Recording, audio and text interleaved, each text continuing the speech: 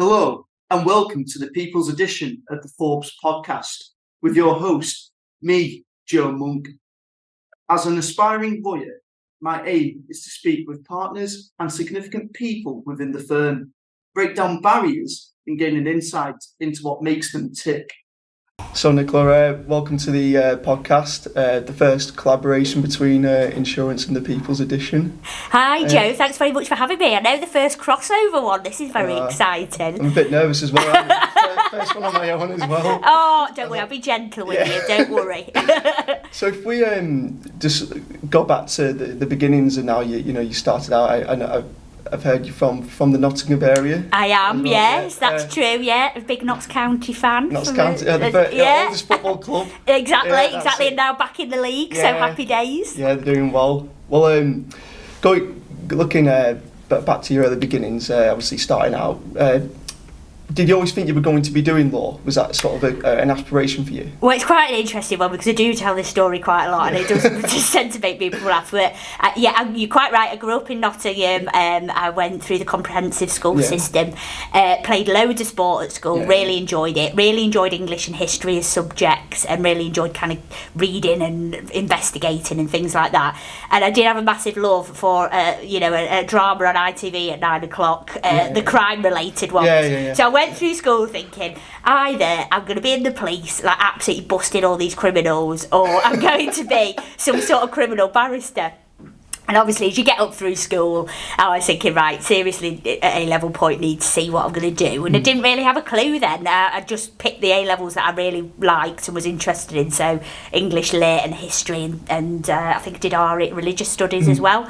And while I was there, I did some work experience with a barrister who gave me some really good advice at the time and said, it's a hard life being a barrister, you're self-employed, being a solicitor might, just at least consider that track. So I went and did some more work experience, enjoyed it, and went off to uni at Liverpool to do law. Yeah. Absolutely love Liverpool as a city. Yeah. Fell in love with the Northwest and have been in the Northwest pretty much ever since. Yeah. So I went off to Liverpool, and I still, at the point of getting into third year, was between the police and going into a career in law from the solicitor side, down to the wire, and then decided to apply for my LPC and went over to Chester to do that. Really enjoyed living in Chester. Got a lot out of the area. Again, was playing football and hockey and tennis and really enjoying it. And then I got a job as a paralegal in a small firm in Warrington, where I started doing claims for industrial diseases on the claimant side for coal miners who just suffered. They've got COPD from their work down and breathing dust in the mines. And I really enjoyed it because it played to all my strengths. I like the history element of it, of going back in time, finding out a lot about the coal mining industry and what happened and the politics of it. Really enjoyed it. And ended up, I actually, in my career, I'm the queen of a Tupi transfer because they sold, that firm then sold that section of the business to Panonis in Manchester, who are a big full service firm, well, pretty much full service. Went over there and finished my training contract, and then did a bit in quarter protection work. I think I did a little bit of a stint, had a few weeks in family, but mainly did industrial disease. Really enjoyed it, decided that's what I wanted to qualify into. And then I went over to Halliwell's as an NQ, really enjoyed my experience there, but I was over in Liverpool, and then again got Tupi transferred to BLM. So I was literally, by the time I was 2 years qualified, I'd been Tupi transferred twice, which I think is some sort of record. Liked BLM a lot, and then ended up big firm, big insurance firm. Really enjoyed it. They looked after me well. I was quite seriously ill at one point when I worked for BLM, and they looked after me really well, and I came through that fine. Eventually, though, I got headhunted to go over to Clyde & Co. when they were trying to build up their disease offering. Again, that's massive firm. Massive firm. In Manchester, we went from 200 staff up to it expanded to over 500 by the time I left. So I was there. That's just Manchester? That's just Manchester. It's absolutely massive and it's worldwide. But some of the experiences there were fantastic. I did the graduate recruitment. We did I was involved in that, but we'd also did an associate swap. So I went over to work in one of the South African offices for a week, which was amazing, which was open to the senior associates and senior associates. So at the time, as a senior associate, went over there, and it was like I went to Johannesburg, and it was like a complete other world. But seeing how they ran insurance claims and how they don't specialise as much, certainly at that time they didn't. But it was just like a whole new world, and then that enabled us to build connections. So we helped them with a lot of claims for respiratory diseases. So that was a great experience. Got promoted to legal director there. And then the opportunity came to talk to Forbes a couple of years ago about them, trying to really get the profile up of the Manchester office and to expand out the disease offering among defendant insurers and corporates. And I came over 2 years ago and haven't looked back. Absolutely love it. A partner in insurance, and have a very busy and happy life here. That's quite an so that's a very short rundown. There's a lot to pick up from that, I think. No, definitely. I mean, I suppose starting out, especially for me, my legal career, from many people I speak to, I don't think insurance is actually top of the list. You think, I'm definitely going to be an insurance lawyer. Was that so? From what you've explained there, all the interest you gained from being a paralegal in the department, is that what made it resonate with you as to go into that area? And was your training pretty much tailored towards insurance? It was. I didn't leave school thinking I really want to be an industrial disease lawyer. It's a niche area as well. Yeah, it's a niche area. I always thought, because my background is I've always been quite a chatty, bubbly person, was that I would go into an area like family or a very consumer-led environment. But actually, as I got older and I progressed through my career, I enjoy every aspect of the business aspect of law. I really enjoy running a business. I also enjoy, I just found that actually when I went to go and work in that field, it really played to all my strengths, and I really enjoy that detective work of digging back in time. But you've also got the medical law aspect of, we've got to look at the causation of the injury. I mean, for asbestos cases in particular as well, there's such a it's quite highly emotional, because you've got the mesothelioma work, which is a very aggressive lung cancer that's caused by exposure to asbestos. Now, you might say, well, you're the defendant side of things and you're working for the insurance companies, but we have a massive responsibility, as well as the claimant lawyers, to make sure that we're the checks and balances in place. So we've got to investigate, did the exposure happen with the defendant that we're representing? Could it have been somewhere else? We need to look at that as quickly as we can. Causation wise, did we cause that injury? Has the claimant got any other conditions? It might be. So I find it really interesting, but I wouldn't necessarily have known about it unless I'd had that experience in it when I was a paralegal. And then I did then very much know that was for me and had a training contract tailored to that. But now I'm doing the graduate recruitment stuff. I think you've really got to try and get the widest range of experience you possibly can, because you don't know what's for you, and you might develop an interest. I mean, in your career so far, you've had two very different, I imagine, departments, which will do you nothing but good going forward. So it's a mix, because I suppose it's like when you find your partner for life. Some people find them when they're 16, sometimes I find them when they're 40. You've got to try out different experiences to try and get there. But my experience was, I found what I wanted to do quite early on and develop out from that. It's a really good point. Everyone's got different sort of experiences as to where they want to get to. I mean, I've been lucky in terms of having, like say, working in two different sectors, and I've had that really good experience as to know where sort of my sort of interests lie. So and I think Forbes do provide that real opportunity to do that. But obviously you are a partner at Forbes. We were talking just before we recorded. Like trying to grow the Manchester grow the presence in the Manchester region, especially for the insurance side of things. And obviously the team's is expanding quite significantly. Such a big area. What sort of do you have any like sort of short-term goals as to what the team want to achieve in the next sort of maybe up to next 5 years or so? Yeah, well, we're very lucky in that we've had it, historically we've had a base in Manchester for a number of years now. Well, there was a small insurance team led by Andrew Ellis, who's still very much a managing partner at Manchester, and he does fantastic work with a lot of clients that we've had for a very long time, and clients like Forbes, and we've had clients that have been with us for a long time, so it's keeping those clients happy. But when you look at the numbers of the number of people that just sit in the Manchester office now, generally as a Manchester strategy, when I got there, I think there was 6 or 7 of us where it was Manchester was our home office. Now, myself and Jen Smith, the partner in employment, arrived at pretty much the same time, and I think it's just grown. So I think we tripled the numbers within 2 years.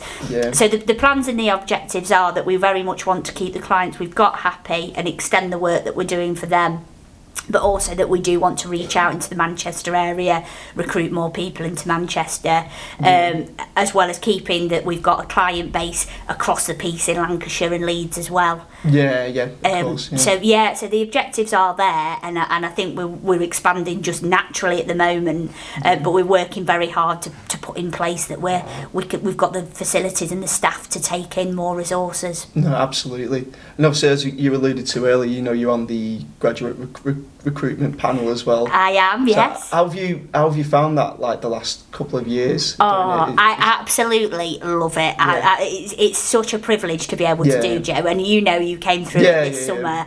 It's fantastic. It's a long process for people, and we ask them to give a lot to it, but we also try and give a lot to it as well, and just meeting you all, it's been, I mean, I was thinking about it this morning, it's been such an absolute privilege for me, because not only have I got to meet you all as prospective trainee solicitors and future Forbes solicitors and hopefully partners, but also in terms of getting to know the business as well as a whole, and really getting round to all the offices and understanding what each department needs and what a seat in each department has. So it's so important to me for so many reasons, and I think as well we have the ability now to, with so many different training contract routes, absolutely, as well, that we've got at our fingertips, you know, we can get the right route for the right person. And I think we've seen that, you know, we've had instances now where we're offering specific training contracts for family and crime, which is a new thing, which is great for those departments, because they've got people who are really focused on that area, and have very specialist skills to be able to cope with that. So I think the fact that we can be quite flexible with that has been brilliant. But I just love it. I think the whole panel, myself and John Pickervance and Keller Bowers, it's an interesting mix. It's an interesting mix of characters, but we get on really, really well. And there's a lot of sort of joking behind the scenes and goes on and things like that, and ribbing each other. But we get on, and we've obviously got Emma and Jack in at HR as well. So I think I keep saying it, but I do consider it to be a privilege. And, I think everyone sort of, like when I interviewed Pauline when she was a guest, she was talking about how training principal is one of the highlights of what she's done in her career so far. I've spoke to Stuart Penswick as well, and he's had so much enjoyment from it. Exactly, and they've given such a good base, and they're great, because we go to them and ask them questions and say, well, how would you have approached this, or how would you have done that? And I mean, Pauline is a managing partner anyway. He's just a fantastic individual, both as a leader and a person, and there's a lot to look up to there, and how they managed it. We obviously can take on the mantle and do it in our way, but we've just got such a wealth of experience at the firm to turn to as well. And it feeds further down as well, but from people I've spoken to who've gone through the process, you know, we look up to you, like Keller and John, as, you know, aspiring partners as well. Brilliant. I think it's like, you know, it definitely feeds down, and it's obviously a testament to how well you've run the process over the last, since you've started doing it. Well, this was our second year this summer, and one of the most difficult parts of the process is when we have to tell people, unfortunately, they've not made it through to the next stage, and that's something personally I find really hard, because I don't like delivering bad news, or but I try not to see it as bad news. We try and give constructive feedback as much as we possibly can, because everybody who's got through to each stage, you know, has done really, really well, and the amount of applications that we get, it's fantastic. So we do try and give feedback, and I have seen that it's the second year that we've had people that didn't necessarily get one last year, who we've then given feedback to, and have come back this year and got one, and Yeah, and that's really satisfying as well, personally. That's it, because you all want everyone who submits an application is just incredibly hard work, and I mean, you obviously need to go through whatever route you've done. You have to at least have got a degree, you know. So it is such a tough process. I remember reading a statistic. I can't remember the exact amount. It was under 20% in terms of applicants who get a training contract per year. It's that's tough. A lot. There's career changes as well that you're competing against. Oh, it's tough. It is a tough market to compete against, and we recognise that. And obviously, we've all been through the process. Yeah. Some longer than others, but you know, it is a tough process, and we know that we try and make people feel at ease as much as we can through it. Of course, but we know that it's tough and grueling, and appreciate that, and we wish that we could give, you know, more people one. But the reason that we can't is that we obviously have a limited number of seats that we can give per rotation to make sure you get the best training you can get. Yeah, of course.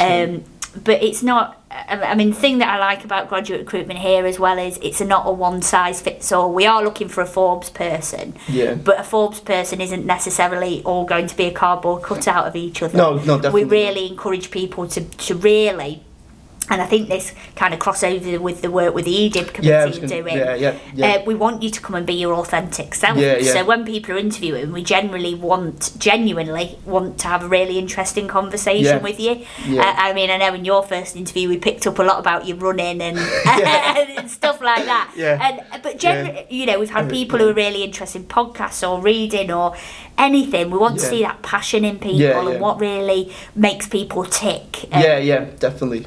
And I find it incredibly, like, we can sometimes do 8 interviews in a day. And I find them all interesting, and I like talking to people and finding out about people and what interests them. I like that a lot. No, I bet it is rewarding. I mean, I remember just before the assessment day started, I caught you as it started to rain and we had to sprint. I know, and I think I actually out-sprinted you on legs that are half the size of yours. Just saw John Pickerman's absolutely chuckling to himself as racing across the thing. But it's an icebreaker, isn't it? It was. Obviously, I got the...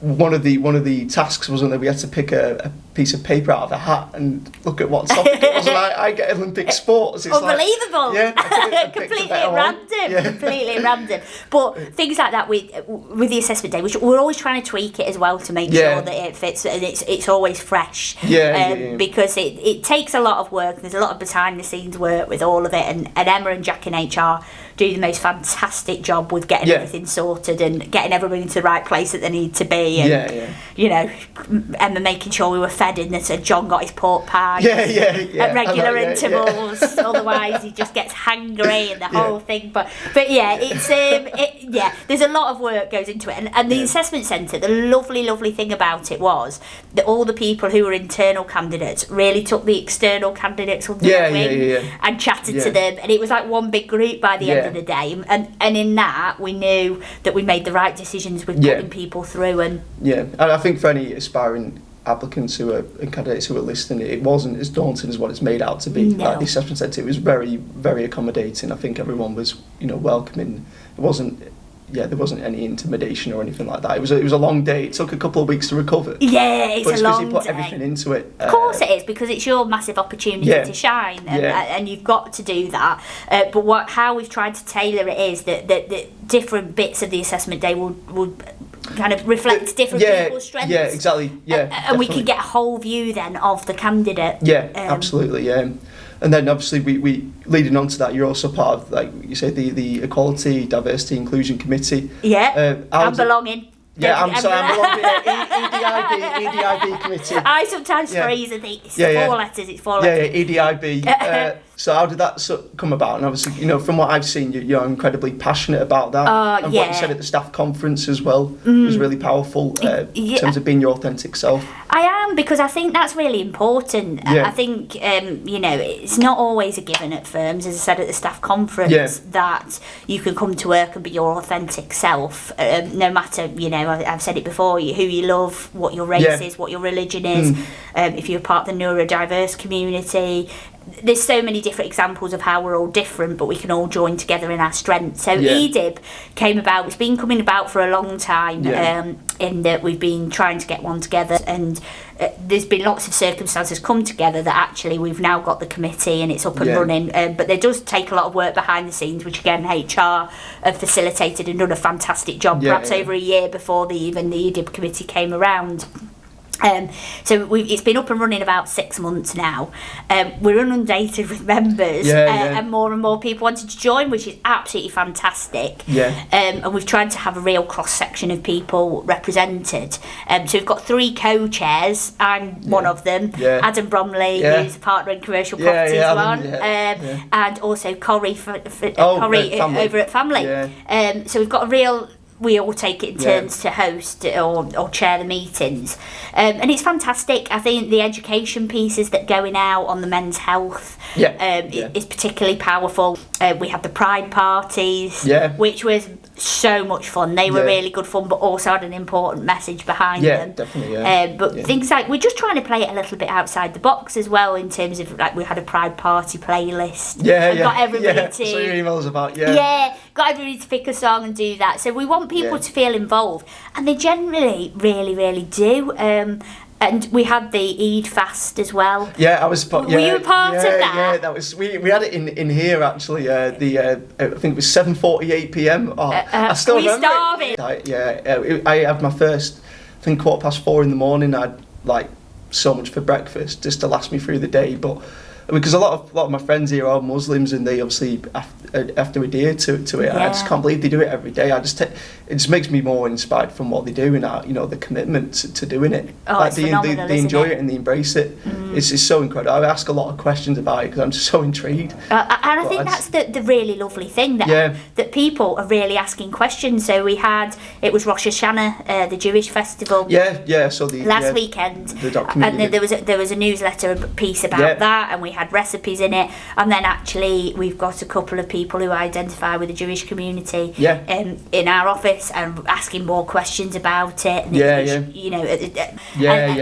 there's so much interesting stuff to delve into and find out about your colleagues, and I just think it's a credit to the whole firm the way it's taken off. Definitely. I mean, obviously, added to that, I've heard you're quite a keen footballer. I do like my football. I'm a bit slower than I was. What position do you play? Well, I started off, I was decent at one time, and I used to play sort of right back, and then Trent Alexander. And then like sort of roaming forward, smashing it forward like a wing back, and then when I got a bit older and I was out of girls' teams and into women's teams, I decided I liked a bit more of the glory, and I went into a sort of classic number 10 playmaker role, if you will, and that's where I kind of tend to play up front now, with a bit less running around. So I still play 5-a-side on a Tuesday night. Do you? And I absolutely love it. I really, really love it.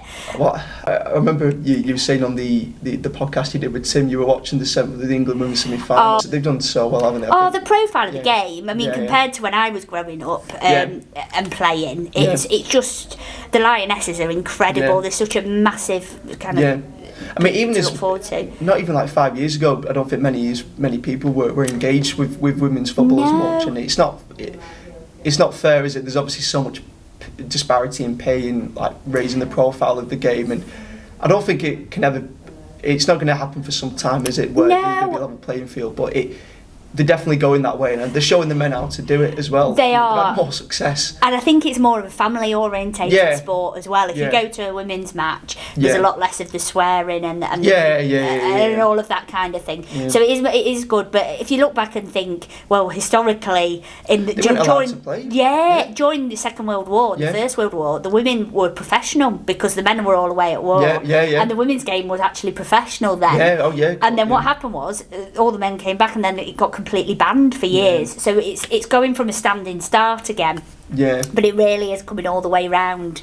But it's great to see like the England women's football and cricket team being such massive. Because I like my cricket as well. I'm into I'd literally watch if I was allowed at home, I'd literally watch any sport going. It can be quite, especially around Christmas time when there's all these sports on. It's a dangerous time to watch it. I know. I mean, this weekend I was darting between sort of on my phone as we were out about the Solheim Cup and bits of football and things like that. But it's good. I love it. I'm really passionate about my sports. Absolutely love it. It is. I think it's good to have that. Like Forbes promote that as well, don't they? Having that sort of work-life balance, putting these events on, it is really good. Isn't it? Yeah. Absolutely, and it's really important to have a work-life balance because you're not going to be the best of you in either situation without having that. Absolutely. So it's good. So I'm very keen on my sports outside and inside work. Yeah, I say big Notts County. I mean, if as a Premier League, do you follow a team in the Premier League? Or I've kind of affiliated myself historically with Manchester United, but that's because when I came up, Alex Ferguson was still in charge. So when I moved to the Northwest, he was still very much in his heyday. So I'll probably, but at the minute they're not doing so well. I'd probably actually rather say I was purely a Notts County supporter at the minute. So top of the League 2 at the minute, doing really well. So I would kind of look out, but then I've got an affiliate to Liverpool. I'm a Liverpool fan. So they're doing all right. They're doing well. There's a good atmosphere at the minute at the club. They seem to have had that. We're getting that winning spirit back, and we're obviously there's a lot of controversy at the minute with Mo Salah where he's going to go. I know, but it's a good. We're in a good place at the minute, I think. But I mean, we've only got a couple of minutes left, Nicola. But it's flown by. For the final section, we've got a bit of a quick fire round. Oh, go on then, right? Let's be interesting. So, if you weren't a lawyer, what do you think your career would be? Well, the easy answer is all my friends find it really funny to ask people this question, what they think be, and everybody always says primary school teacher. But I don't know if I would. I think it's just because I could, but I think I would probably want to be a journalist and write about interesting things. Yeah, because you did. You said you did English, didn't you? Yeah, I really enjoy that. So I think that was what I would pick. Have you got favourite Netflix recommendation? Well, it's not Netflix, it's on Disney, but I'm watching Only Murders in the Building at the moment. I really enjoyed that. Fantastic. So that's really good, really funny, bit of murders in there as well. Best thing about working at Forbes? The people, 100% the people. I was What's the best podcast at Forbes? Forbes, let's talk the insurance edition, obviously. We'll leave it on that note. But no, I've really enjoyed speaking to you today, Nicola. Thank you for having me on. I've really enjoyed talking to you, Jem. I think you're both doing fantastic work. Oh, brilliant. Thank you very much.